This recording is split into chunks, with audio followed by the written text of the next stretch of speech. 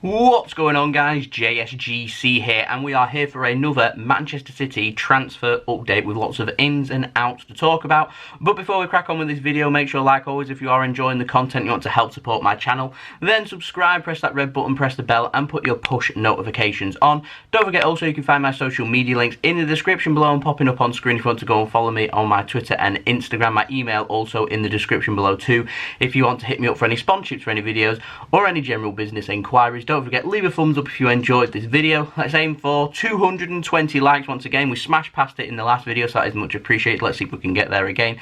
And leave your thoughts in the comments below. And like I said, as always, I'm aiming for 7,000 subscribers, so any help towards that would be much appreciated at the time of recording this video. We're now less than 200 subscribers away. So let's crack on with this video, and we're going to start off with the out, and we're going to start off with a bit of worrying news, shall we say, and it comes in the form of Eric Garcia. Now, Sport in Spain are reporting that Barcelona have entered the first stages of signing Eric Garcia back from Manchester City. This isn't the most reliable of sources, I will add, but this does reiterate the point that Manchester City do need to secure the long-term future of Eric Garcia. He's now been called up to the first-team squad. He's going to be making more first-team appearances, and actually he's started to solidify himself as a decent partnership formation with Aymeric Laporte, and so he's going to need a contract which reflects this. And so that is what I imagine the article is getting at, and if City do not offer it and don't offer it quickly, then other teams like Barcelona are going to come sniffing round, and they're going to want to pick up Eric Garcia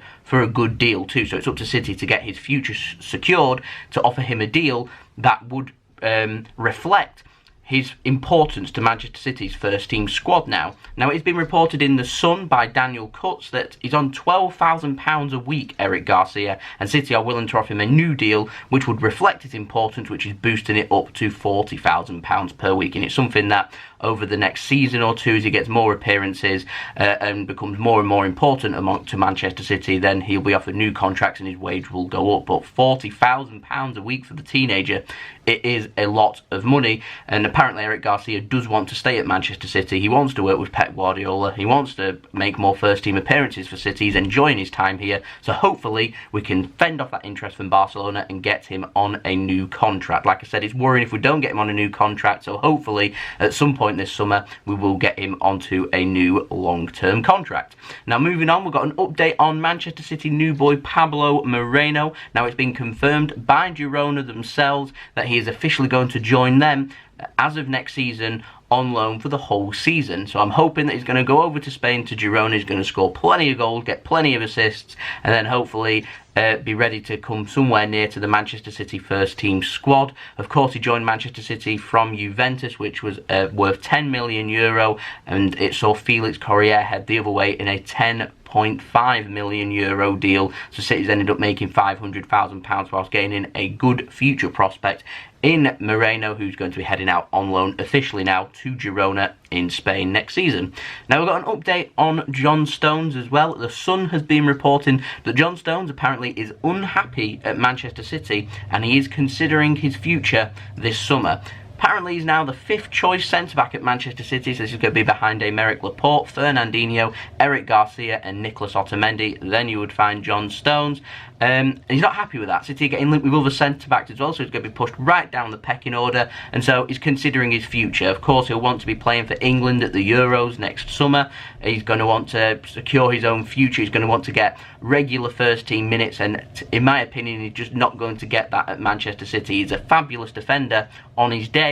Confidence is shot though, and I do feel like his future will be better elsewhere away from Manchester City, and so where his mistakes aren't as scrutinised as much, he's not the centre of attention, because Manchester City, they're right up there now. They're expecting to win trophies, they're expecting to do well, so when players make mistakes, it's very obvious. So moving to another club where mistakes will happen and he can learn from them and grow and get regular minutes. The competition at City for places is so high, it's incredible. So I do feel like a move away for John Stones would suit him, his future, and so yeah, he's getting linked with a move back to Everton. City, of course, are getting linked with a swap deal, perhaps with Mason Holgate. I don't know how much Holgate would cost. I'm not too sure if Everton are interested in John Stones, but I find it interesting that he is considering his future, and I'd be surprised if he's going to still be a Manchester City player.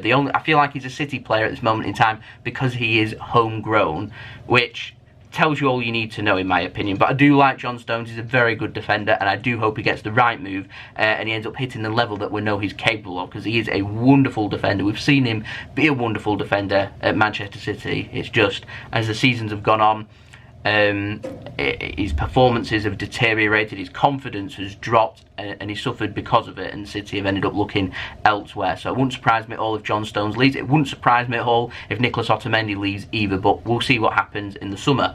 As I always say, the summer is long. So we're going to move on to the ins now. We've got a little update on Leon Bailey from my last transfer update. 4 clubs are interested: Manchester City, Manchester United, Liverpool and Everton. He wants a move to the Premier League. The Daily Mirror reporting the pandemic has brought down his cost, and now Bayer Leverkusen apparently are wanting roughly around £30 million. Manchester City are scouting him this weekend in the German Cup final. £30 million has to be worth a punt, doesn't it?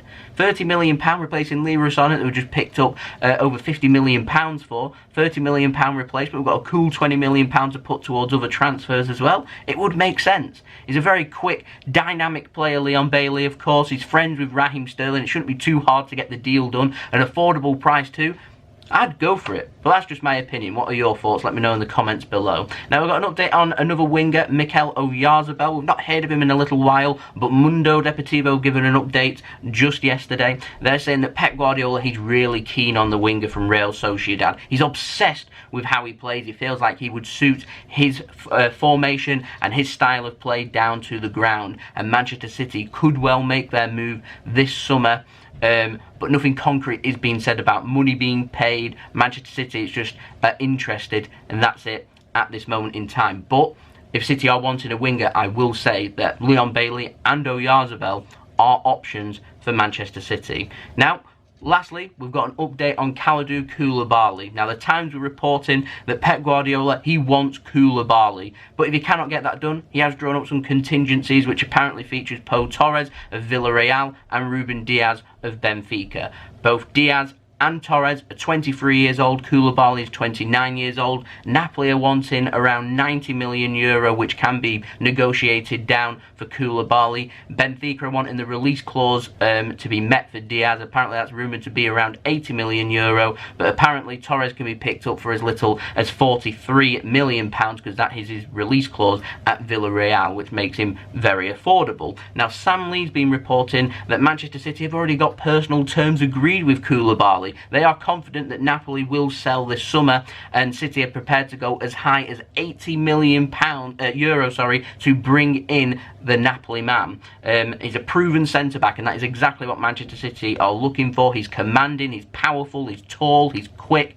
Everything that City would be looking for in a complete centre-back, and City apparently are prepared to spend big. Napoli will not sell Koulibaly until they have a replacement already in line. Apparently that alternative, like I've reported in a previous video, is going to be the former Arsenal man Gabriel from Lille.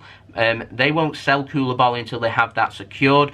We've seen this with Jorginho. They signed a replacement for Jorginho before they sold him. I would say, though, don't get ahead of ourselves just yet. Napoli will want the most money, and the club willing to pay the most money will sign Koulibaly, regardless of who Koulibaly wants to sign. But at this moment in time, Liverpool have kind of distanced themselves away from Koulibaly. So if City want to get it done, then that will be fabulous. Now, this is really interesting. Just a quick last note. Now, the transfer podcast, which features Duncan Castles, who has spoken about Koulibaly joining Manchester City previously, has said that Napoli would be willing to accept a €45 million upfront fee for Koulibaly, as long as it features add-ons which are realistic of around 15 to 25 million euro, which would see the deal be roughly around 60 to 70 million euro. But the deal is complicated because Koulibaly has got a new agent.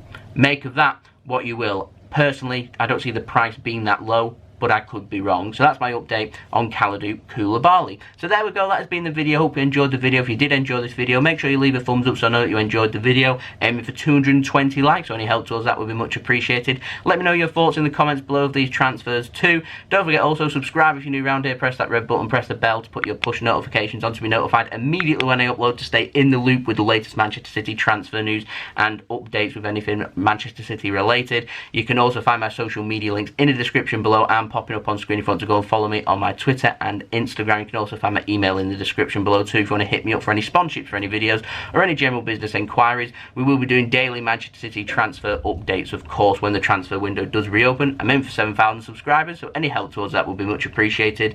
And if there's no transfer news for me to do a video tomorrow, I will be putting out another video tomorrow evening. Stay tuned for that. It'll be the live stream of the Manchester City away game in the Premier League against Southampton. So I will see everybody again tomorrow. So I've been JSGC. I hope you all have a wonderful rest of your day. I hope everyone is safe and well too.